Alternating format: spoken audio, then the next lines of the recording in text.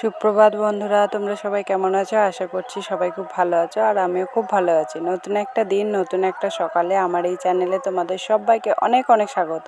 আমি দুটো ঘরের বিছানা গুছিয়ে নিয়েছি, আর এই ঘরের বিছানাটাও গুছিয়ে কমপ্লিট করে ফেলেছি। দেখে নিচ্ছি যে ঠিকঠাক আছে কি না। চলো এবার চা করা যাক। চাটা ফুটেও গেছে। হ্যাঁ, চা ফুটে গেছে। এবার চাটাকে কি রং হয়েছে চাটা! এই ভ্যাপসা গরমে গরম গরম ধোঁয়া ওঠা চা নিয়েছি। যাই হোক, চা যখন খেতেই হবে খেয়েই নিই। চা না খেলে আবার মাথাটা ছাড়ে না। সকালবেলায় চা খাওয়া অভ্যাস, তো চাটা খেয়ে নিই।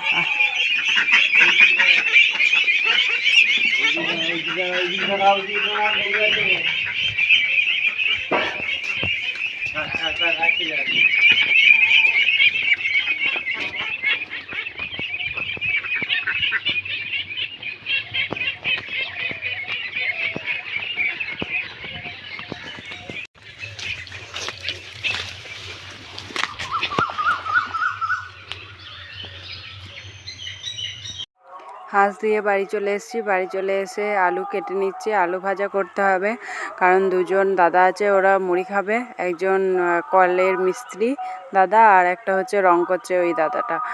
আর আমরাও তো খাবো, করতে হবে, তাই আলু ভাজা করে নিই। অন্য দিন অন্য রকম হয়, যাই হোক আজকে আলু ভাজা হবে। আমার আলু কাটা প্রায় কমপ্লিট হয়ে গেছে। এবার রেখে দিই, জল দিয়ে দিয়েছি। একটু পরে জল থেকে তুলে নেব আলুগুটা। আর এদিকে কড়াইটা চাপিয়ে নিলাম, তেল দিয়ে নিচ্ছি। তেলটা দিই একটু বেশি করেই দিই। আলুর মধ্যে আর একটু জল দিয়েছিলাম, দিয়ে একটু ভালো করেই ধুয়ে তুলে নিচ্ছি, কারণ ময়লা টয়লা লেগে থাকতে পারে, তো একটুখানি ভালো করে জল দিয়ে ধুয়ে তুলে নিচ্ছি।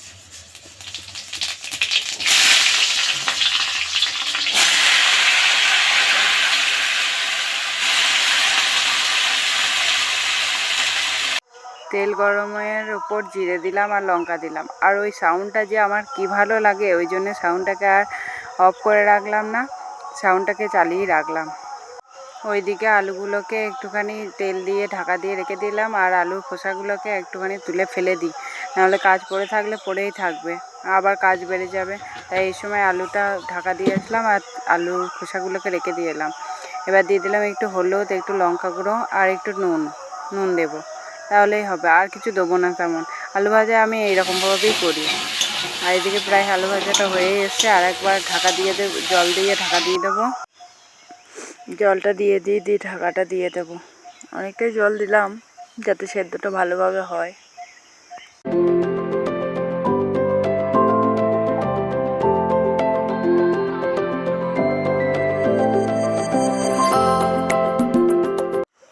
আলু ভাজাটা হয়ে গেছে, ফাইনালি কমপ্লিট। আর এদিকে একটা ঢাকনা দিয়ে ঢেকে রেখে দিই, যা ইঁদুর আর টিকটিকিতে উৎপাত। এইদিকে ঘরটা ঝাঁট দিইনি। আগে একবার ঘরটা ঝাঁট দিয়ে মোছা হয়েছে, কিন্তু জানলাতে ইঁদুরে মাটি তুলেছিল, তাই মাটিগুলো পরিষ্কার করে নামিয়ে নিলাম ঝাঁট দিয়ে আর একবার মেঝেটাকে ঝাঁট দিয়ে দিই, নাহলে তো আবার নোংরা হয়ে যাবে, পায়ে পায়ে আবার গোটা ঘরগুলো নোংরা হয়ে যাবে। আমি মেঝেটা আগে ঝাঁট দিয়ে নিই। সব ঘরগুলো দেবো না, শুধু এই ঘরটাই দেবো। দিয়ে পিড়ে দিয়ে গিয়ে নামিয়ে দেবো। এই দেখছো কত মাটি তুলেছে ইঁদুরে, অসম্ভব মাটি তোলে। আর এই ইঁদুরে মাটি তোলা শেষ হয় না, প্রায় দিন ঝাঁট দিয়ে বার করি আর প্রতিদিনই তোলে। উঠোনটা যেহেতু ঝাঁট দেওয়া হয়ে গেছে আগেই, তাই আর নোংরা করলাম না। একটা বস্তার মধ্যে নোংরাটা নিয়ে নিলাম। আর এদিকে দুধ যাবে, দুধ নিতে এসেছে দুধটাকে দিয়ে দিই ভরে কোটোর মধ্যে। এখন আর বোতলের মধ্যে ভরে দিই না, এই গরম পড়েছে তো কেটে মেটে যেতে পারে, ওই জন্য কোটো করেই দিই। আর এদিকে তো দইয়ের দুধ রাখতে মনেই নেই, দিয়ে তারপর দেখছি ও বাবা দইয়ের দুধ রাখতে হবে, তাই একটু কমিয়ে নিলাম দইটা যাতে বসে, ওই জন্য ওদেরকে একটু অল্প করেই দিলাম। এদিকে দুধ নিয়ে চলে যাচ্ছে, বলছে গেটটা খুলে দিবি আয়। আমি বলছি হ্যাঁ জিত আছে, খুলে দেবে। বাকি দুধটা আমি গরম করে রেখে দিই, যা গরম করেছে কোন সময় কেটে যাবে বলা যায় না, গরমটা করেই রেখে দিই। হয়ে গেছে দুধ গরম প্রায়। এবার গ্যাসটা অফ করে দিই। দেখি না, আজ আর আমি পুজো করব না, পুজো করবে মা। আলপনাটা আমি একটু দিয়ে কাজটা একটুখানি এগিয়ে রেখে দিচ্ছি, পুজোর কাজটা, কারণ মা আলপনা দিয়ে পুজো করতে গিয়ে অনেক দেরি হবে। আমি যেদিন পারি সেদিন আলপনাটা দিয়ে রাখার চেষ্টা করি। মা পুজোটা করে বেশিরভাগ দিন, বৃহস্পতিবারে পুজো মাই করে, আমার দ্বারা আর বৃহস্পতিবারে পুজো ঠিকঠাকভাবে করে ওঠা হয় না, মাই করে। আমি আলপনাটা একটুখানি দিয়ে নিই।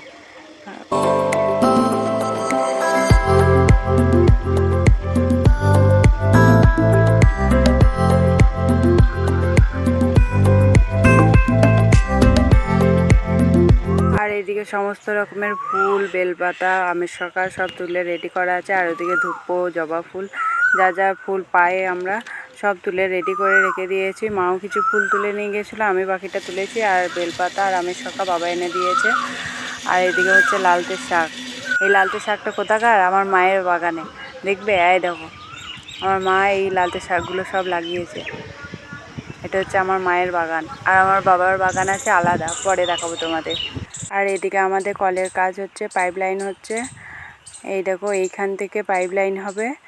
এইদিকে উঠে গেছে একটা, এটা তো আগেকার। আর এখন নতুন করে এদিকে হচ্ছে। ওই দিকে ওই দাদাটা ওখান থেকে পাইপ লাইন করে এই ছাদের মাথা দিয়ে নিয়ে আসবে পাইপ লাইনটা। তাই দেখছিলাম যে কতটা কাজ হয়েছে।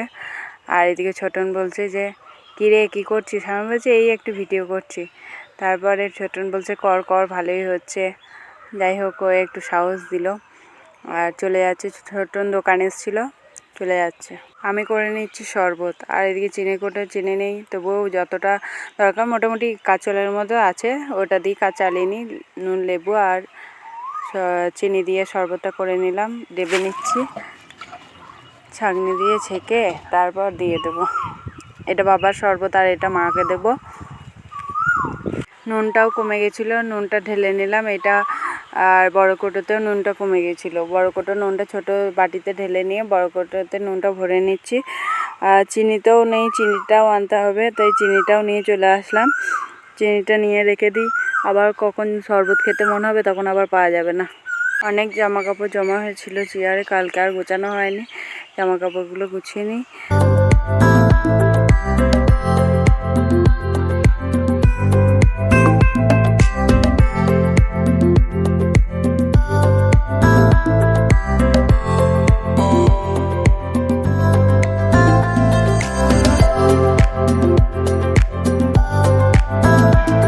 জামা কাপড় গুছিয়ে মায়ের পুজো করা হয়ে গেছে। প্রসাদ রেখে দিয়েছিল, প্রসাদটা এখন খেয়ে নিই। আর এই চাল প্রসাদ খেতে খুব ভাল লাগে। আবার আম পেয়েছি, ও বাবা, লোককে আর সারা যায়। ওপরে গিয়েছিলাম, কলায় পোকা হয়ে গেছে, ছাদে দিতে, রোদে দিতে, রোদে দেওয়ার জন্য। তখন গিয়ে দেখছি, ও বাবা, শতরঞ্জিটা সেই দিন রাতে ঘুমিয়েছিলাম, দিয়ে সেখান তখন থেকেই পড়েছিল। আর নিজেতে ভুলে গেছি, কাজে কাজে আর মাথায় নেই। দিয়ে এইদিকে কলাইগুলো রোদে দিয়ে দিলাম। আর পোকা উঠছিলো, ক্যামেরায় বোঝা যাচ্ছে নাকি জানি না, তবে অনেক পোকা হয়েছিল। পোকাগুলো সব উড়ে যাচ্ছিলো। আর এই রোদ হয়েছে তো, রোদে পোকাগুলো মরে যাবে। শতরঞ্জিটা গুছিয়ে ভাজ করে নিয়ে চলে এলাম।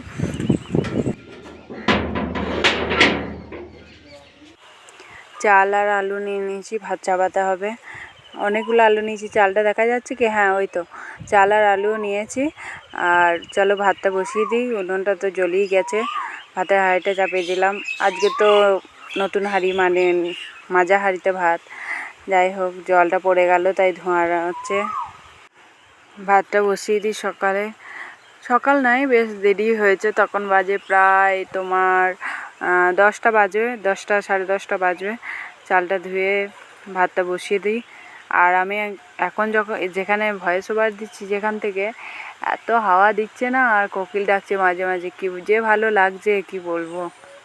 আমি শুধু ভাতটাই চাপিয়ে দেবো, তারপর বাকি রান্না, ভাত নামানো, বাকি রান্না সবই মা করবে।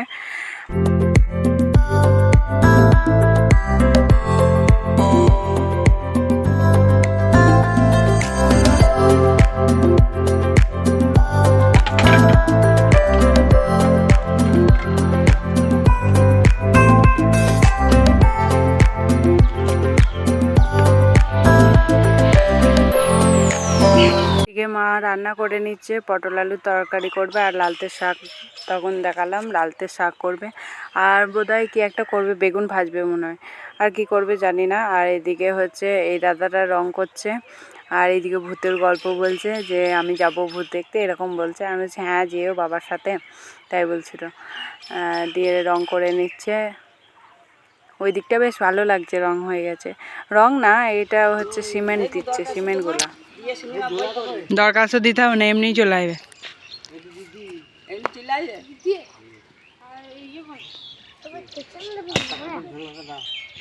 আর এইদিকে না দুপুর না বিকেল, মানে প্রায় 3:30 এরকম সময় হবে, 3:30 কি 4টে হবে।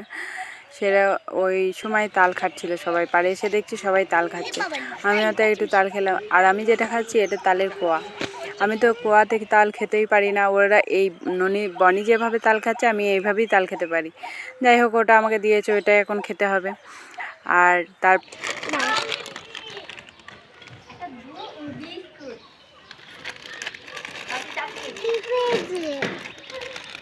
কি পেয়েছিস?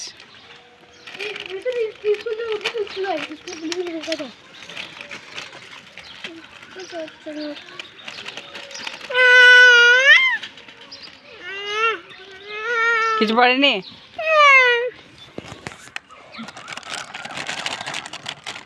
না তো, অনেকে একটা নাগিন দিয়েছিলাম, নাগিনে তো কোনো টাকাই পড়েনি, ওই জন্য কানতে লেগে গেছিলো।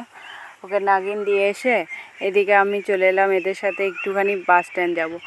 আর এদিকে আমার সাইকেলে হাওয়া নেই, তাই হাওয়াটাও করে নিলাম, হাওয়া করে যাচ্ছি এখন কাজে, একটা কাজ আছে, কাজটা সারতে।